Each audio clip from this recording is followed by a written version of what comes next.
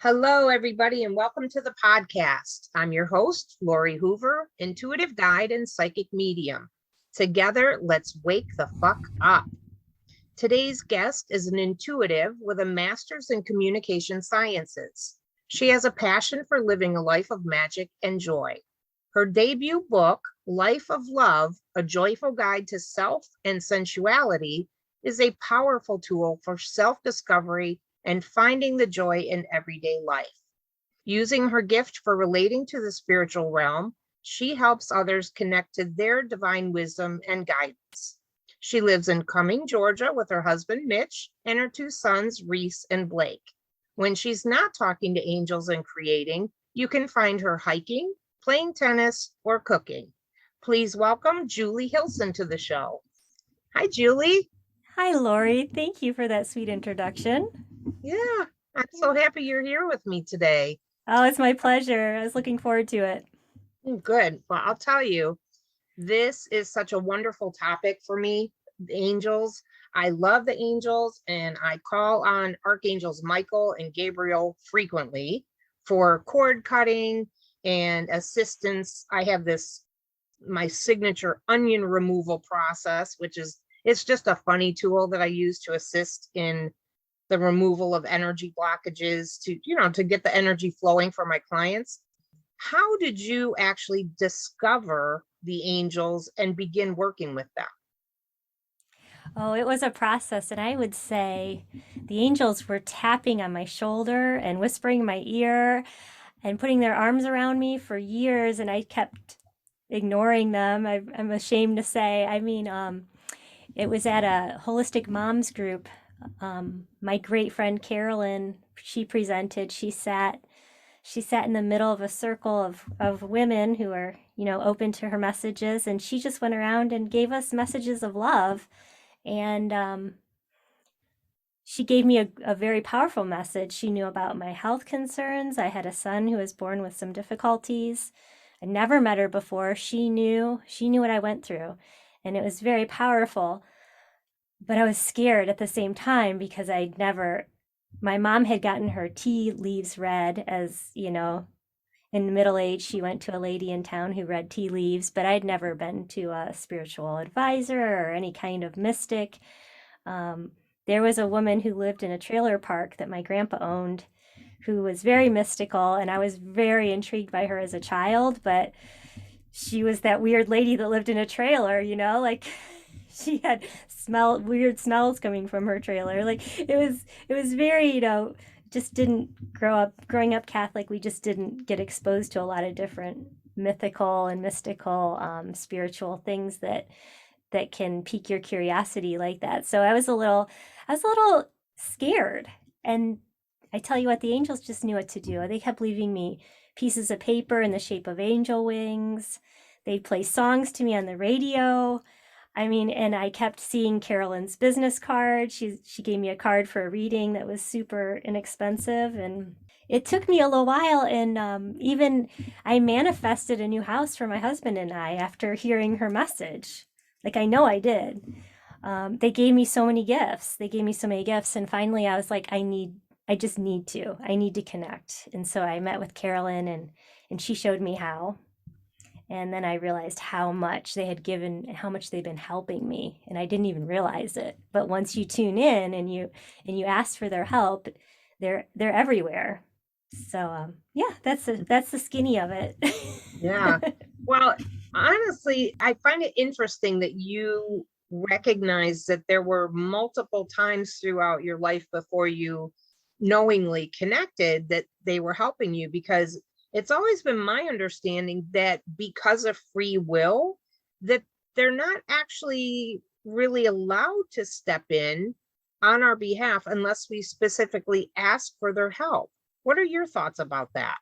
I've heard that too. I've heard that they won't unless you invite them in, but for some reason I was always a sensitive soul, and I always talked to Jesus, and I asked for help, and just different things. I just know it was the angels. I just know. Okay. Because they work on behalf of God and Jesus and Source. I don't think it has to be Jesus. I think it's whatever resonates with you. But I do think that they are assistants to that. They're there to help everyone be happy. It's hard to explain, but I have heard that, and I think that helps people who are intimidated or you're even scared to say, oh, well, they can't be around you unless I've heard they can intervene if it's a life or death situation and it's not your time to go. Like, for instance, if you're driving down the road and you're not really paying attention, all of a sudden you look up and you swerve real fast. Our reflexes are good, but they're not that good. I think that's Right. angelic intervention. I think that's Archangel Michael. Um, that's Mm. my belief. And as always, if I say something that doesn't resonate, please, anyone who listening, just take what serves you and leave what doesn't. It's just my beliefs, and everybody has their path. So I won't be offended if this Oh, seems crazy. well, and the fact that you said that you had always talked to Jesus and asked for help in that way, that is opening yourself up to receiving anyway. So no matter how it shows up, you did essentially put the request out there. And, Yeah, I love that. I just kind of leave myself open for whatever. So in any way, shape, or form that you guys want to step in and help me, feel free, you know? That's a great tip. I'm going to use that one too. Because we think we know what we need and we think we know what the best situation is, but like that graphic, that meme of Jesus holding a huge teddy bear behind his back, and the little girl has a tiny little, and he goes, "Just let go, and I have something better," and because he's a huge teddy bear behind his back, like that. We never know, and we think we know, but we're stuck. I love the analogy or the idea that we're spiritual beings having a human existence, and we just we're trying to get through our day-to-day life and deal with raising kids or being a good partner, and there's all these 3D things, buying gas now, whatever it is we have to deal with to survive, and we're meant for so much more. So it's a tricky balance, right?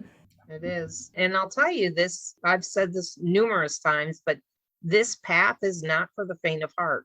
It's just not. No. There's a lot to it. There's a lot, and they always say it's easy to exit this world. So every day we wake up, it's a miracle, and we're here. Everyone is here for a reason. We're all divine beings. I have a spiritual discussion meetup group, and we were talking about resiliency in all of this craziness, right? And one of the participants said that we are all divine, and that if you think that you're something other than that, then you have a huge ego. I like that perspective. Like, who are you to say you're not all that? Who are you to make that judgment? Right. Ah, I love that. Yeah, because let's face it, you wouldn't be here otherwise. Hmm. So I have personally had some pretty fantastic results working with the angels myself. From your perspective, can they really help us heal? Absolutely, absolutely. And there are specific angels you can call on, even if you don't know the exact name. You can say, "All the legions of angels with healing abilities, I invite you to show me what I need to do to take care of myself. Guide me to the foods that have been grown to the standards that will aid in my healing. The people who will assist me in my healing." I mean, they can definitely attract the things and people you need to find your resources. And it's that interconnection. I think that's the biggest power of the angels. They connect us to the angels we need and to the people we need. I agree with that. And even not knowing who you should be working with or who would be the best resource for that, I love that you kind of open it up that way and say that anybody that can help in this particular area come forward, because not everybody knows about angels. And we tend to, if we do know them, we know the big ones, the archangels. I have this book. It's Archangels and Ascended Masters by Doreen Virtue. And it's a Oh, wonderful classic. reference. Yeah, Yeah, it's a she's wonderful amazing. reference. So Yeah, it's so good. It's so good. And what, but it doesn't have to be a study. I mean, like you said, mm-mm. people just don't know, but I mean, you can go in and know all the details, but you don't have to. All you have to do is, like you said, be open and ask for the help. It doesn't have to be complicated. Do you have a resource that you would use for something like that? Or is your typical way of going about it just to put it out there that whoever it is can come in and help? hmm I that's my go-to is just whoever.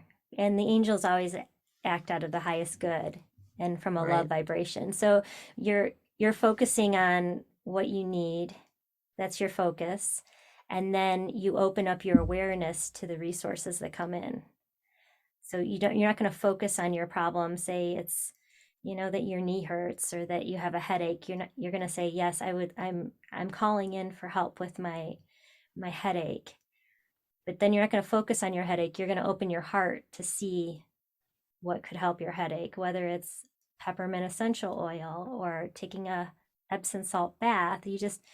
It's connecting to your soul. Your soul knows exactly what you need. You might just need a 10-minute nap. So many times we don't give ourselves permission to have self-care. We think that we have to show up so big for so many people. And who's going to care if you turn off your phone for 10 minutes and listen to some waterfall music on your phone? And that 10 minutes could mean the difference between your body being acidic or helping it get to alkalinity.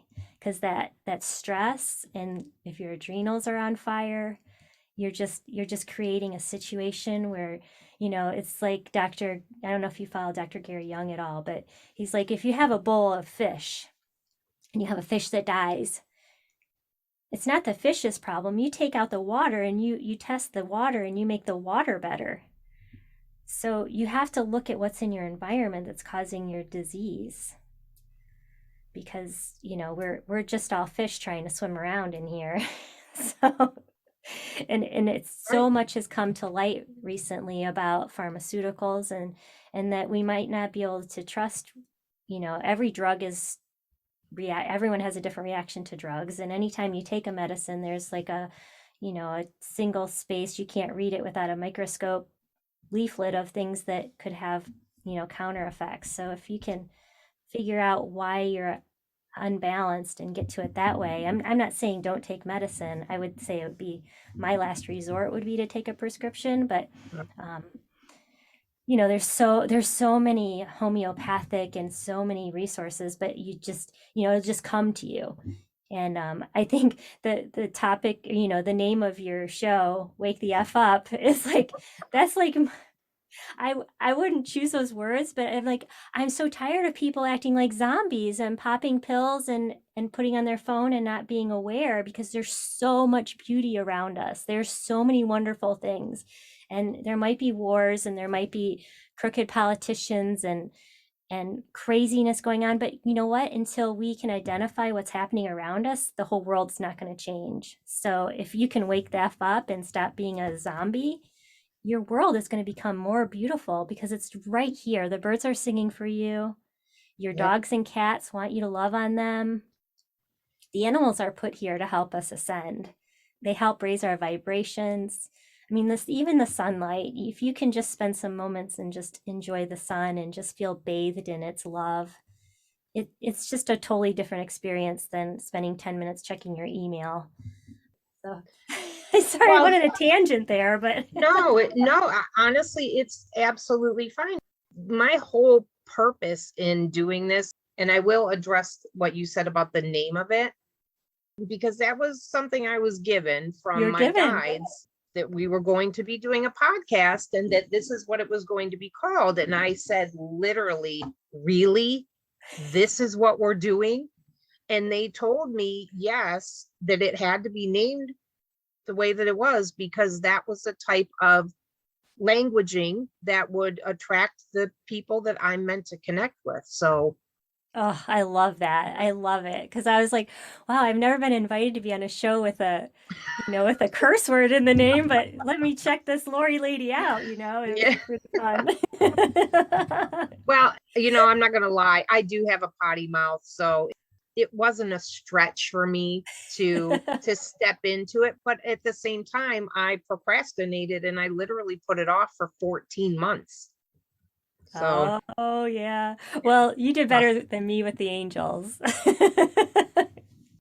when you get that, whatever you want to call it, whether you call it a divine download or just an intuitive knowing, when they show you, okay, this is where we're going next, and you don't, yeah, the shit can hit the fan. Yeah, they make you make time. They'll be Yes, absolutely. Because the bottom line is, this is what I'm here to do. This is one of the things that I'm here to do. So, yeah, I put it off as long as they allowed me to. wow. And that was it. So I just started in February and I've done my one a week and I'm already scheduled out. Essentially, I've got enough material that's pretty much going to take me through the end of the year already. And it's only May. Well, So that's great. That's really great. Well, I just love your content and, thank this is you. this is really a pleasure. Mhm. Well, I'm happy you're joining me. And I love the fact that you actually do communicate with the angels on a consistent basis. I don't know, we have a tendency to only call them in when there's some big catastrophe or something. But for me, just opening yourself up to that guidance all the time, staying open and allowing for whatever is going to flow in, it makes your life so much smoother. The flow is so much better if you just allow for it day to day with everything, every small thing. And I know that they can help in so many different areas. So, how can angels help? Let's just say my relationships. Oh, wow. That's a good one. I mean, you want to get deep into it or just Yeah, surface? no, I want to go deep. Okay. Well, I can tell you that if you invite divinity into your love life, it can open up pleasure centers that you didn't know existed.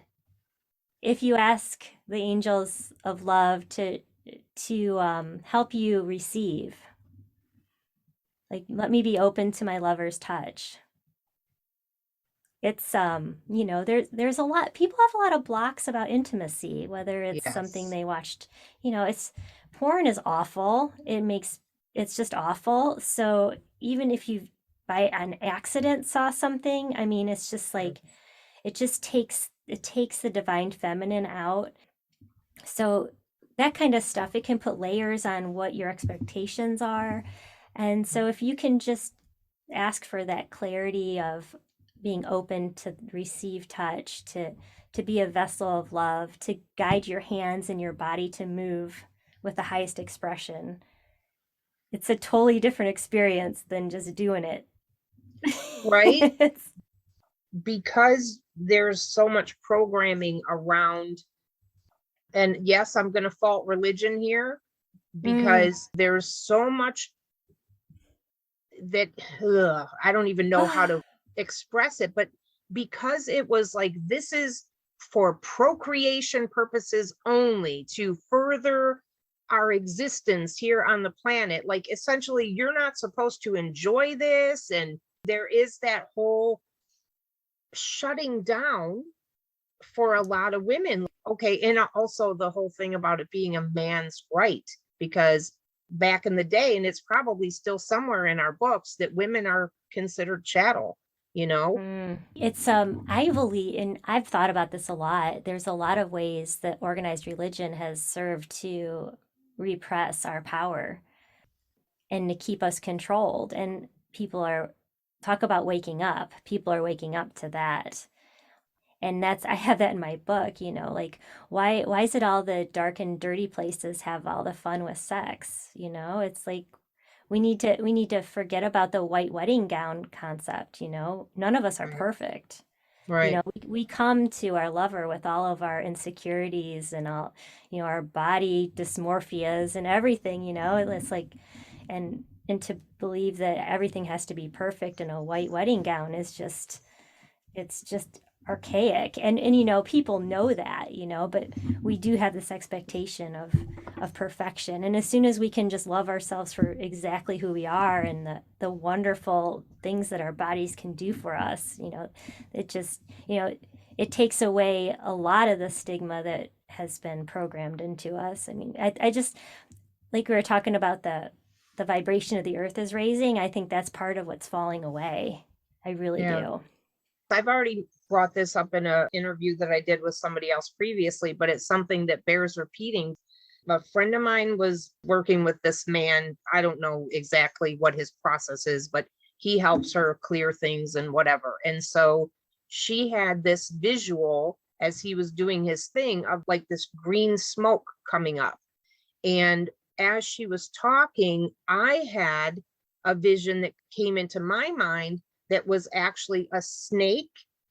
And what they showed me was that it was that whole story about Adam and Eve, and that was the feminine core wounding, because we were nothing.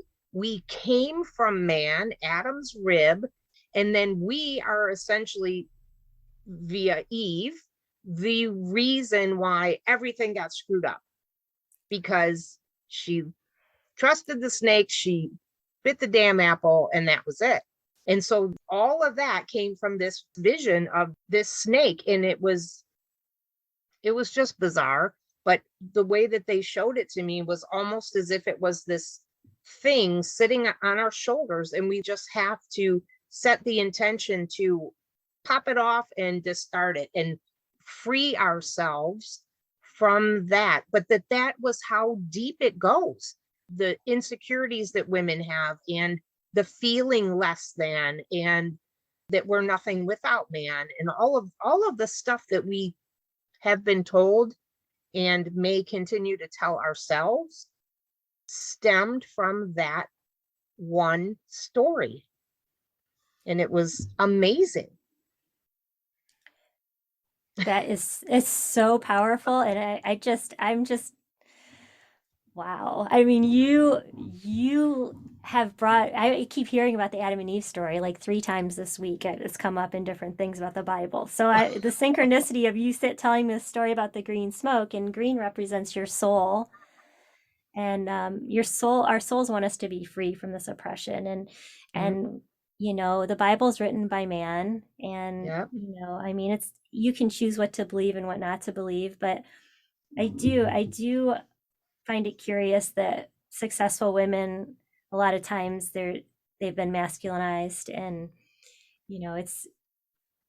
it's really important for us to connect with our divine femininity and teach our girls to honor, they can have masculine qualities. Everybody has both. I Yes. feel like we're sort of losing our young girls to this idea that you have to be one or the other, because that division, that us and them, the man and woman of, like you said, the story of Genesis, like we've been divided from the beginning of religion. And that's not the beginning of, I guess that's the beginning of time with the book of Genesis, but I don't know. And there are some people that theorize that we're going to be told a different story, that there's some other forces that have been subverted, but people aren't ready to hear it yet. And it could be that's part of our rise in consciousness, that the things that we've been told aren't exactly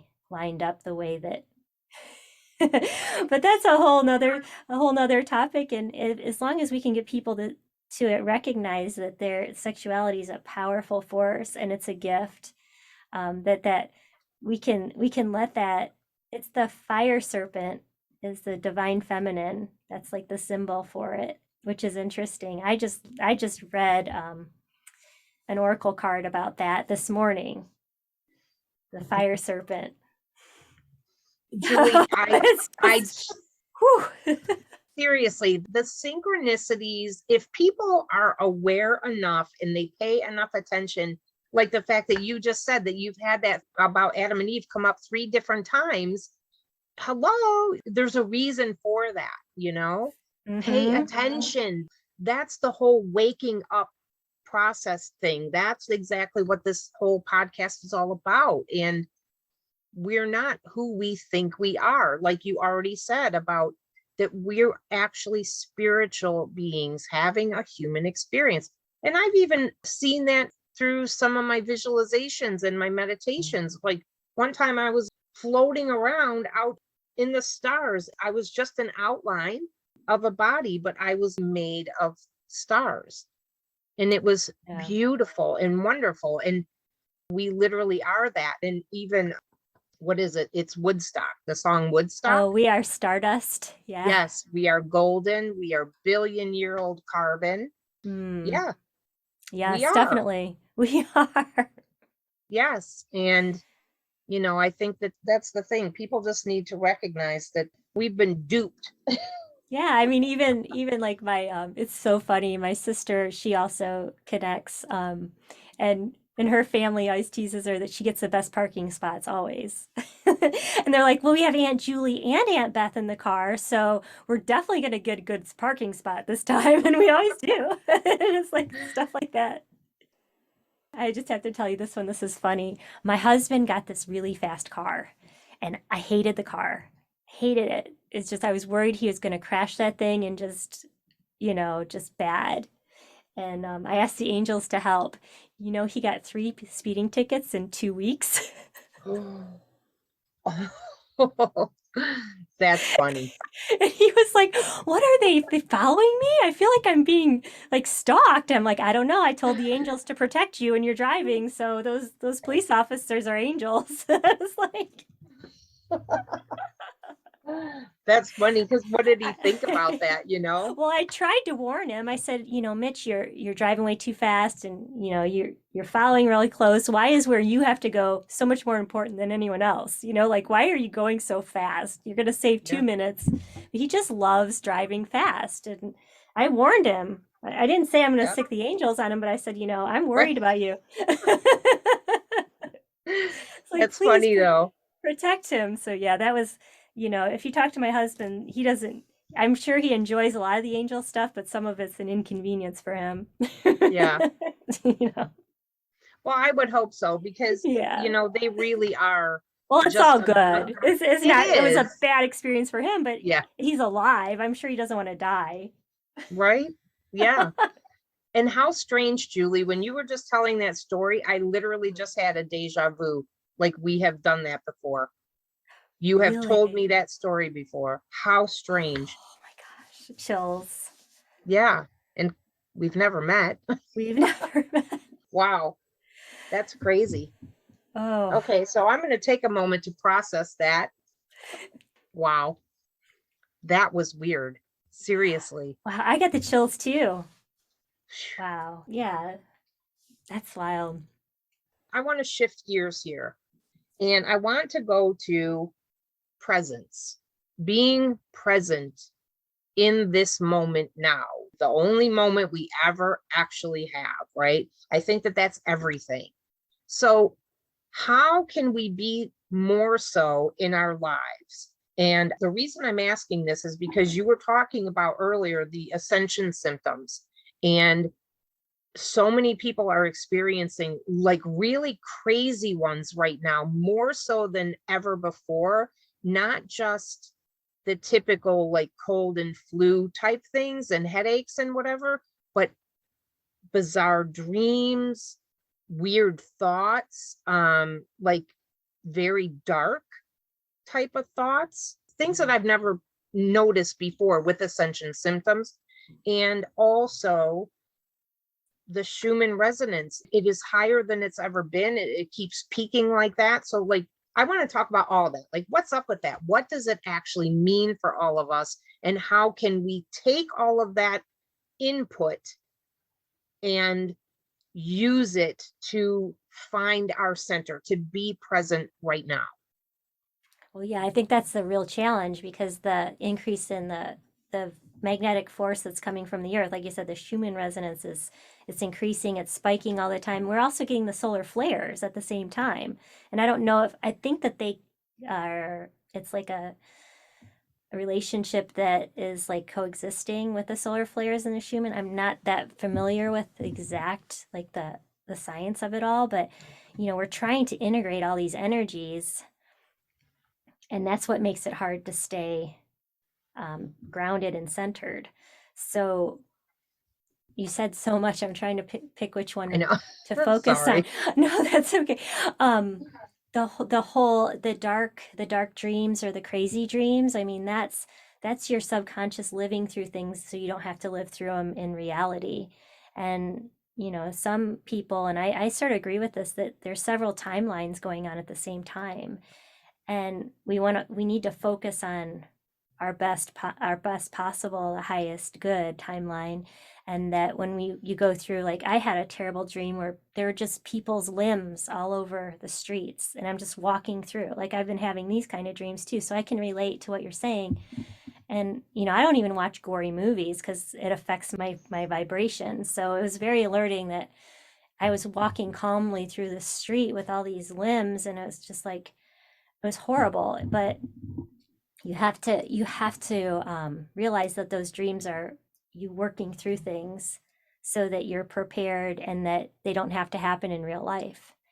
And I was like, wow, I just that timeline just got erased from my reality because I went through that. So I guess letting people know that it's normal, that they're not losing it, because just because they had a bad dream, that's actually something good. Because if you're living in the fear vibration, you can experience fear. You can experience like that idea that, oh my gosh, well, there might not be food in the stores in 2 weeks, and you have fear about that.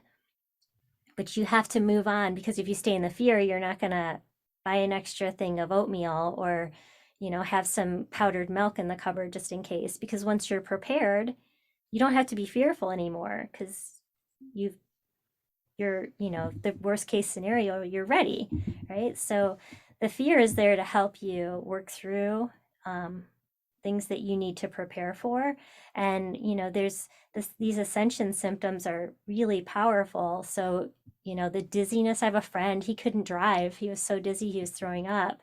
And he's not going to listen to me that he's getting a DNA upgrade to prepare for the rising frequency of the new Earth. A lot of people aren't ready to hear that. But if you look at some of the Dolores Cannon things, and you can follow some of those rabbit holes, I mean, if you see the things that people are going through, you start to say, wow, maybe we are getting an upgrade, or we can use these energies to reach our goals, to manifest more quickly, to be happier, to anticipate things that our loved ones might need. But if we focus on our symptoms and try to ignore or suppress them, we can never raise ourselves up to use them for a better world. So I hope, does that make sense? It does. It absolutely does. And it's funny that you would mention Dolores Cannon, because one of the people that is in the spiritual discussion group, actually, he kind of took it over. I was one of the founding members with his mom and two other people. And he runs it now. But he is a level 3, I believe, QHHT practitioner. And he's amazing and does really good work. And my session with him eliminated a nightmare that I had since I was probably 8 years old. So it was great. But Wow. also, something that just came in for me, and I want to ask you this because you being intuitive as well, I was told just maybe 3-4 days ago that with all the ascension symptoms that we're experiencing, that I want to say the light workers, way showers, however you want to term that, everybody gets, and they gave it to me in decibels. So everybody gets this energetic upgrade, if you will, in, let's say, 2 decibels. But the light workers, the way showers, they're getting like 20 times that.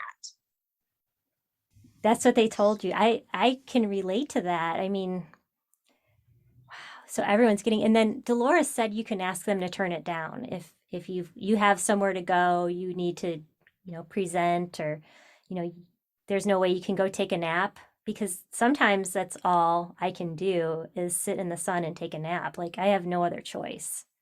I've Yeah. definitely experienced that.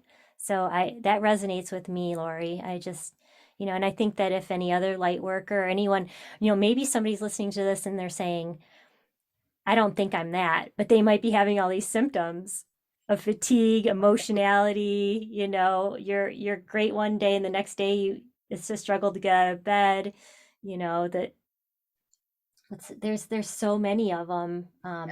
You're extra sensitive to other people, like you watch TV and you just start to cry, because your emotions are so high. So maybe this will trigger someone to realize that they are a strong light worker, or Yeah. I think that everybody has the ability to connect really strongly with their intuition, and like you said, just to be present, just to feel what your body's feeling, and ask, you have our bodies are number one vessel, right? I mean, we are spiritual beings, but if our bodies aren't okay, then the spirit has nothing to work with, on this 3D plane. So that's the most Right. important thing. And you got to keep drinking water. I mean, your hydration and quality water, like being super filtered. I mean, that's huge. If you're feeling run down, just, chug a water bottle. That's really funny because I do a card a day on my Instagram and Facebook page. And the one, it wasn't yesterday, but the day before, was talking literally about that. They told me that we are severely dehydrated, and that was the thing that they needed us to focus on, was getting sufficient water. So So thank you for the validation, yeah, That's really cool. That is really wow. cool. It's amazing. I mean, being connected in that way, I wouldn't want my life any other way, honestly. I just wouldn't. So I'm going to go to a different place, because for the people who aren't quite awake, right? They're still just going about their day like a zombie, or however you termed that, just oblivious. This is for everybody though, but some days we have trouble finding joy at all. So, what would you suggest that my listeners do to shift that within themselves in the moment? Well, it's definitely an individual thing, but there's some universals. Um, well, number one, if you're not feeling joy, definitely drink a glass of water because there's something. And then, okay, from there, flowers, natural flowers are a universal. If you can get out into a garden and kind of any kind of like natural place, just stick your nose in a rose bush. That's an immediate way to get support. And then I was reading a book by Ben Page. He's a forest therapist. I'm reading his book right now. It's called Forest Healing. It's about forest bathing, but it's scientific proof, and this came out of Japan because they were losing people. Japan was losing people because they were overworked. So they started this program, and I'm not good with Japanese production, but it just, they started this program for Chinese, or I mean for the Japanese people to spend time in nature. And there's actually, you absorb phytonutrients from the trees in nature. So if you can get outside, if you can get to any tree, any park, and just sit there for 10 minutes, that's huge. Spend some time with a pet, volunteer at a pet shelter. The animals are here to help us ascend. They definitely are. And enjoy, and we have this idea that joy has to be like this, dancing and throwing flowers around, like what's it, Lucy on the Peanuts cartoon, like Yeah. joy can just be sitting and listening to the birds, or it could just, it's something different for everybody. But I think if you can just readjust your perspective on what joy is, and I'm not saying decrease your expectations, but the best joy isn't from buying like a new shirt.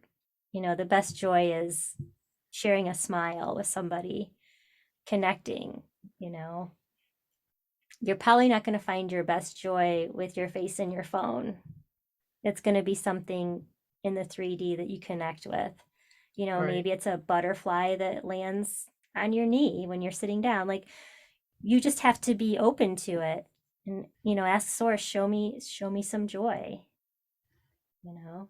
Yeah. And some days it might be harder to come, but you have to see if there's some chemical imbalance. If there's something you need in your body, it's going to be harder to feel joy. So I think if you're in a chronic state of being sad, there might be an imbalance. So you might want to talk to a healer. That would be my Hmm. suggestion. That's about shifting your perspective to try to find joy. But what if you Mhm. just honestly don't feel good? What one thing can you do to feel better in the moment? I think the biggest thing you can do is close your eyes and breathe in and out slowly through your nose. Because if you can breathe slowly in and out through your nose, you're activating your vagus nerve. It's your largest nerve in your body. And when you can do that slowly and relaxed and just, focus on your heart being okay, you're here, you're okay. Do your nose breathing, and your body gets a signal. It's the strongest signal your body can get. It's that everything's okay. Mm. Because if you're in a fight or flight, or if you're in a survival mindset, then you're going to be breathing through your mouth, right? And it's going to be a short, shallow breath because you got to react fast. The tiger's coming. Well, we live in a really good time, actually. We don't have tigers attacking us. And we can turn on water and we can get hot water in a matter of 10 seconds. And sometimes, if your water heater's on the other side, you might have to wait for 30. But I mean, if you can consider all the things that we have that our ancestors didn't, and just breathe with an open heart through your nose, and feel your heart beating, and that you're here, and that you're here for a reason, and you're a divine being. And physiologically you can tell your body that it's okay because you took those nice deep breaths through your nose. Then I think it's the strongest way to reset. And I think it sounds a little bit like hokey, oh, just breathe, but you're doing a lot more than breathing. You're sending a message to your body that everything's okay, and you're going to be okay because you woke up today. You're meant to be. You matter. Yeah. And it's funny that that would be the one thing that you would say, because I'm going back to the meetup again last night. Another participant, Sue, she said that when somebody calls her and they're all frantic about something or whatever's going on, that's her one question to them. Are you okay right now? Are you Mm, okay right now? To get them to actually shift their focus away from this panic and back to, okay, let me come back to me. Let me feel into that. Okay, am I actually okay? Is somebody stabbing me right now? No, am I okay? And I think that that's really important. And then being able to, okay, take a breath and just recenter yourself. I think that's huge. It yeah, really and is the secret huge. is in and out through your nose, because that is the most direct way to your nervous system, and it filters the air, it clarifies the air, and people don't understand how important that is. It's very powerful. Your breath. For sure, it is. Mhm. Yes. So, what habits do you recommend that we practice to have more joy and better relationships? Okay. Well, I think the attitude of gratitude is huge for relationships. There's, people have different love languages, but most people like to be recognized for the ways they're showing up. And if you can focus on the way that whoever whatever relationship it is, whether it's your child or your spouse or your coworker, if you can recognize the way they're showing up for you and tell them that you see them and that you appreciate them, that just sparks. And you Mhm. don't know how much that changes someone's life. Or even you'll laugh, and I'm not tooting my horn, but it's hilarious when I go to Costco. I know all the employees. Like I know their names, I know who has kids. I know who doesn't like to go home after work cuz their wife is going to nag them. Like they tell me things. Like people tell me I'm an activator, so I can get people going. And I love doing it. I just love it. So my husband goes to Costco and everyone knows my name. He goes, "How do the Costco employees know your name?" And he thinks it's the funniest thing. And I was in Louisiana with my son over the weekend, and the people at Costco didn't know my name, and I was like, "This is weird," like because I was at a different Costco. That's funny. But like, it's just a different experience when you show people you appreciate them being there for being who Yeah. they are, you Yeah. know.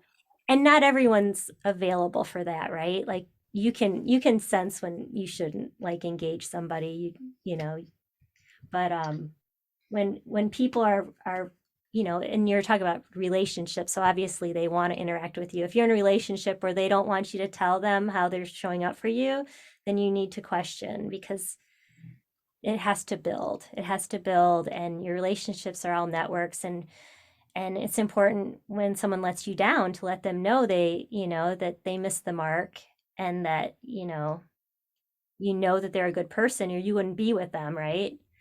But sometimes they're going to miss the mark, and if you can't tell them in an unemotional way what would have made things better, then you can't expect a different outcome next time. You have to try to communicate that however is best for you. And relationships, sometimes you just need to walk away and let the ripples settle on the pond, let all the dirt come to the bottom, and then come back. It's not like you have to react every time there's a conflict. Sometimes it's best to just let things settle and then come back and talk about it if you're not feeling as emotional. It's a big thing with relationships, is the difference between responding and reacting. So, and It's that's part of huge. being aware, right? It's your consciousness. You feel your state, and you decide how you want to show up. That's how you respond. If you're reacting, you're just acting like just a sort of somebody who doesn't have any kind of regard for anyone else, because most people in your world don't want to cause you pain, right? So, Right. yeah, relationships are tricky, and it's the honesty, and knowing that you're worthwhile, that you bring something to that relationship no one else can bring. So Right. you're coming into it with an honoring of yourself. That's huge. But the open, honest communication, it's imperative. It's And it's imperative. scary, yeah, because you're Yes. raw, right? You're vulnerable. If you say, "Hey, when you leave the house and you say you love me when you're walking out, it doesn't mean that much to me because you're not looking at me. Like when you say you love me, I want you looking at me." Like, and you're saying, "Oh, that's silly, that's stupid," or I it should matter. But if that's the way you feel, you're opening up to the fact that you need that person to be there for Right. and that's tender. It is. And I posed a question just to see what the response would be one time on Facebook. And I asked, what is the difference to you if somebody says, love you or I love you? You know, Oh, what do you? happened? Well, it was pretty interesting. Like some people, they literally just say love and that was it. And I thought, wow, I found that really interesting. But yeah, apparently I was kind of in the minority, or I was in the minority thinking that that was important. And I was kind of surprised by that because, love ya is, for me, it's way different than I love you. I So, agree. And words have power. I don't know. You have to put that in the website where you do the numerology on the letters. Love ya yeah, versus I love you, and see what the numbers come up. You have to get Tom Numbers on here and ask him. that would be cool. That would be That's very cool. I love that. That's how I got the title for my book. I put in what I wanted my book to reflect, and then I plugged in, because you can name, there's all kinds of book titles, Yeah. that's words, and that's one of the biggest reflections of the power of words that I could find was that, that Life of Love, a joyful guide to self and sensuality is it's a teaching book, and that's what the numerology of those words came to. So yeah. I would be very interested in looking at that to see, because my book is called Manifesting Magnificence, 15 minutes a day to living a life you love. And I would be Nice. very interested to see what that equates to. Okay, I'll find that website and I'll shoot you an email. Oh, Yeah. awesome. That would be It's great. cool. Yeah. Well, So cool. so the premise of this podcast really is, like I said, to help people wake up or actually remember the fact that we are all connected to everyone and everything, so that we can shift the way that we're showing up in the world. So with that in mind, and I do ask this of everyone, but based on your experiences and your current areas of expertise, what one thing would you recommend to someone to help them wake the fuck up? Wow. I would say if they can say to themselves out loud, I am, I am, I am. Because everyone has everything they need right inside them. And saying it 3 times is powerful. All your resources, it just brings it all to you. And no matter what, like you said, you're breathing, no one's attacking you. You're okay in the moment. And you can always start where you are. And every moment is a gift and a chance for a new life. You don't have to relive yesterday. You don't have to relive 30 seconds ago. So that's one thing I would just remind people that they are. I like that, because it is really like that, where every new moment is essentially a clean slate. We don't have to carry anything with us. No, it's very freeing. Yeah, for sure. You don't like that choice? Just don't do it again. Yeah, exactly. I'll have this information up in the show notes, but for anybody who'd like to find out more about what you're doing, get a hold of your book or whatever, how would they go about doing that? I have a website. It's www.youneedapeptalk.com. And it has a link to my book, and you can join my mailing list. I don't send out a lot. I just send, if I post on the blog or I have a new podcast, I just put it on there and it'll show up as a reminder. Once a week, you might get a reminder. I don't sell anyone's information or anything, but it's just a way I connect to my audience. And so there, and then by the time this airs, my book should be on Amazon. Oh, nice. Okay, perfect. Yeah. I'll have the information wherever it is at the time when this does actually air. I'll have the link so they can just click directly and go there. So great. I'd love to continue the conversation. And, it's such a joy, like finding our synchronicities. I feel like this is, I don't know, in the stars, like we said. It's a really cool connection that we restored. I think it was there. We just actualized it on this timeline, at least. Definitely. Well, it's been very fun talking with you. I love your perspective, and I am very much in alignment with your perspective, and I think that always makes it better. Same. It just happened. Yeah, for sure. It's good. Is there anything that you'd like to add before we wrap it up? No, I wanted to thank your listeners for tuning in, and I want to thank you for creating this container for this wonderful message and what you're doing. I mean, I think we're warriors on the same path. So thank you. Thank you very much. I appreciate what you're doing as well. And yes, I feel that, and I reciprocate. And then I'd also like to thank everybody who tuned in today as well. As always, I'm grateful for your presence, and I will see you all back here next Sunday with another episode as we continue to wake the fuck up.